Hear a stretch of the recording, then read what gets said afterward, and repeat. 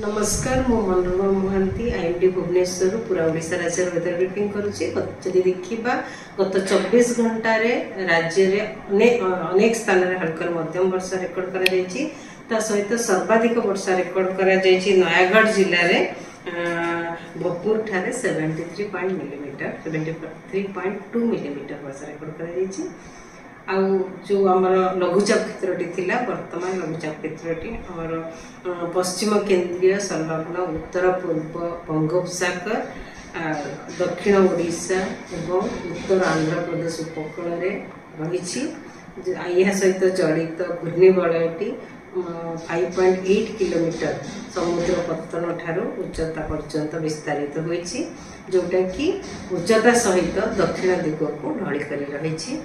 आगामी 2 दिन भितर यही सिस्टमटी आमर पश्चिम उत्तर पश्चिम दिग को गति कर दक्षिण ओडिशा उत्तर आंध्र प्रदेश एवं दक्षिण छत्तीसगढ़ मध्य देखी जहाँफल कि आगामी 2-3 दिन पर्यंत वर्षा लगी वर्षा सहित मोस्टली वर्षा रमर उत्तर ओडिशा दक्षिण ओडिशा उत्तर ओडिशा काली वर्षा हो पारे।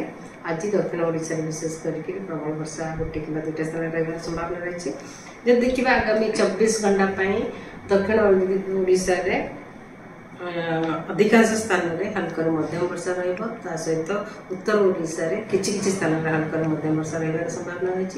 सहित प्रबल वर्षा 1 कि 2 स्थान में जमीक नयागढ़ खोर्धा रायगढ़ कलाहांडी नवरंगपुर कंधमाल कोरापुट मालकानगिरी जिले में रही संभावना रही। सहित अलग जिला गुड़िक वर्षा सहित 1 कि 2 स्थान में बिजुली घड़घड़ी झटका पवन 30 ରୁ 40 किलोमीटर रही संभावना रही।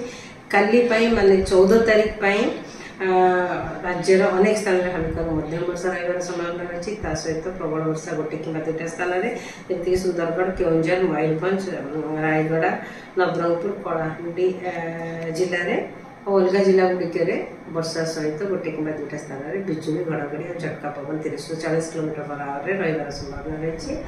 15 तारीख भी अनेक स्थान में हल्का मध्यम वर्षा रही संभावना रही। सहित प्रबल वर्षा कहाँ जगह मैंने 1 कि 2 स्थान में रही संभावना रही जमीक मयूरभंज केउंझर सुंदरगढ़ रायगढ़ गंजाम गजपति जिले में अलग जिला गुड़िक वर्षा सहित 1 कि 2 स्थान में बिजुली घड़घड़ी और झटका पवन भी रही संभावना रही। 16 तारीख में वर्षार परिमाण कमिबार संभावना रही। 16 तारीख में किछि स्थान में हल्का मध्यम वर्षा रहा सहित बिजुली घड़घड़ी भी 1 कि 2 स्थान में रही संभावना रही। 17 तारीख में बिजुली घड़घड़ी पाई कोस्टाल ओडिशा मोस्टली आम उपकूलवर्ती अंचल जिला गुड़िक पाखापाखि जिला गुड़िक भी बिजुली घड़घड़ी सहित वर्षा होगार संभावना रही। 18 तारीख 19 तारीख में विशेष वार्निंग दि जाए ना, किंतु किछि स्थान में हल्का मध्यम वर्षा रही संभावना रही। नमस्कार।